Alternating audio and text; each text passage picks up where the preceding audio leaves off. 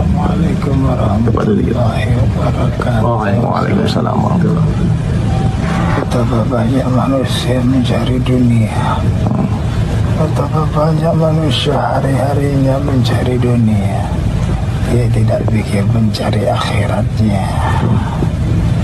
Dunia sementara, akhirat selamanya. Datang Nabi Sallallahu Alaihi Wasallam, sampaikan kepada umatnya, dunia ini tak hanya seperti setetes air laut di tengah samudera. Kalau kau dapat jangan bangga, kalau kau tak dapat jangan kecewa. Kenapa? Karena yang kau dapat hanya setetes.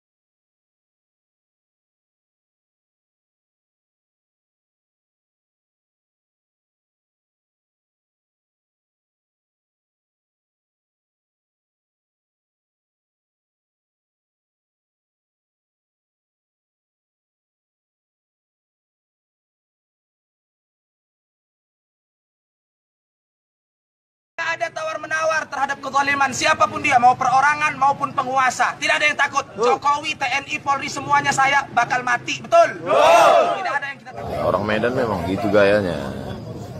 Orang Medan itu sama macam makan.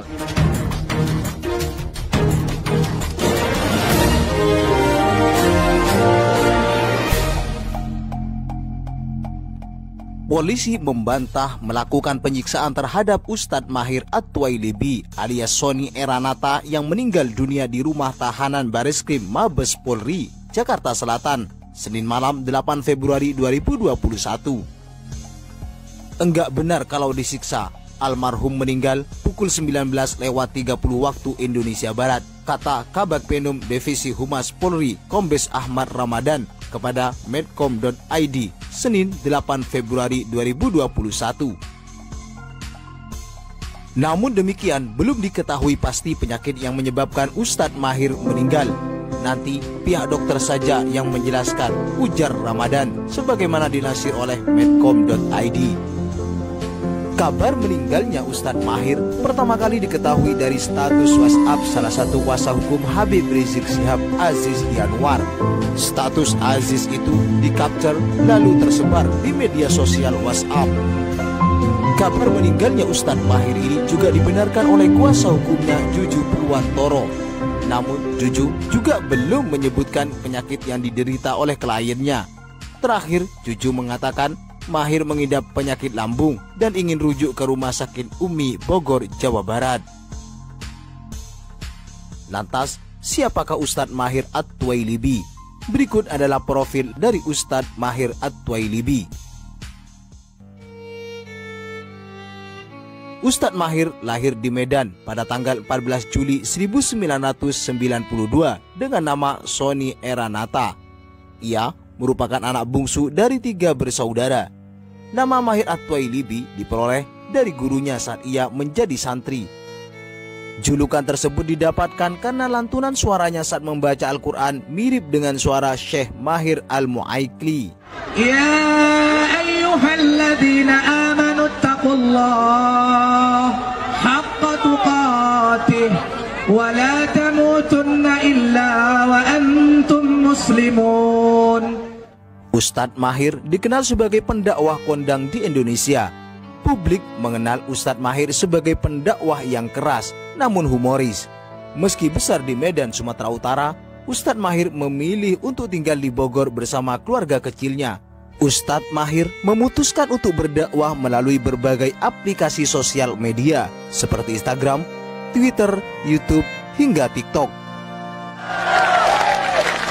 Jadi jangan kalian kira aku kaleng-kaleng, saudara. Betul tidak? Orang Labusal undang saya pulang kampung, betul? Betul. Kalau orang Sumatera Utara dengan gaya cakep awak udah biasa, betul tidak? Kalau kayak ginilah pemimpin kalian, peduli dia dengan ulama, peduli dia dengan tabligh akbar, mau mendukung kepentingan umat Islam kayak gini, bupati kalian pertahankan.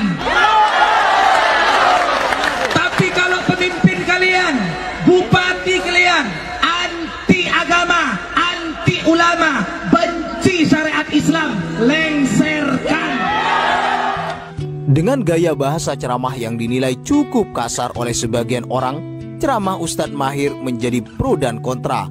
Bahkan pada tahun 2018, ia sempat mengeluarkan diksi yang berbunyi monyet berseragam coklat. Sebagian orang mengira bahwa frasa itu ditujukan untuk polisi. Namun Ustadz Mahir pun membantahnya.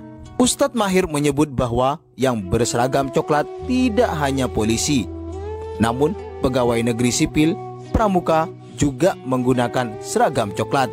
Selain itu, Ustadz Mahir juga sering berseteru dengan Abu Janda atau Permadi Arya dan juga Nikita Mirzani.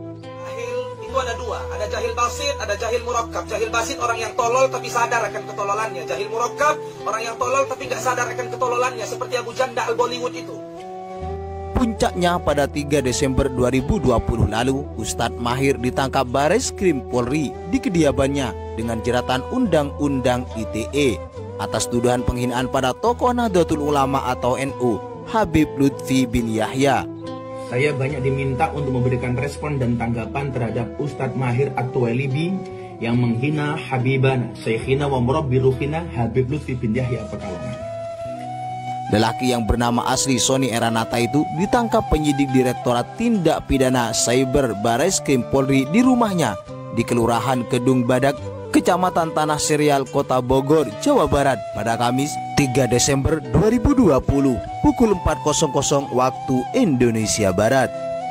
Ustadz Mahir disangka telah melakukan tindak pidana menyebarkan informasi yang ditujukan untuk menimbulkan rasa kebencian atau permusuhan individu dan atau kelompok masyarakat tertentu berdasarkan atas suku, agama, ras, dan antar golongan atau SARA sebagaimana dimaksud dalam pasal 45 ayat 2 junto pasal 28 ayat 2 Undang-Undang Nomor 19 Tahun 2016 tentang perubahan atas Undang-Undang Nomor 11 Tahun 2008 tentang informasi dan transaksi elektronik.